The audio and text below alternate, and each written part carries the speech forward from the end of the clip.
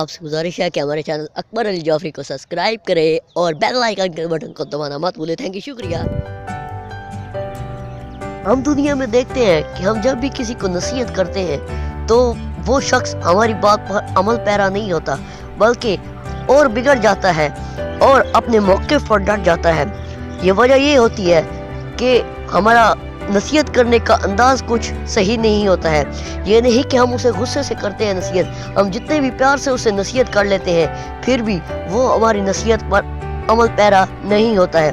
تو آج ہم حضرت امام علی علیہ السلام کے فرمان کی روشنی میں آپ کو یہ بتائیں گے کہ صحیح طریقہ کیا ہے اور کس طریقے سے کسی کو نصیحت کی جائے۔ حضرت امام علی علیہ السلام نے ارشاد فرمایا، جس نے کسی کو اکیلے میں نصیحت کی اس نے اسے سنوار دیا، اور جس نے کسی کو سب کے سامنے نصیحت کی اس نے اسے مزید بگاڑ دیا۔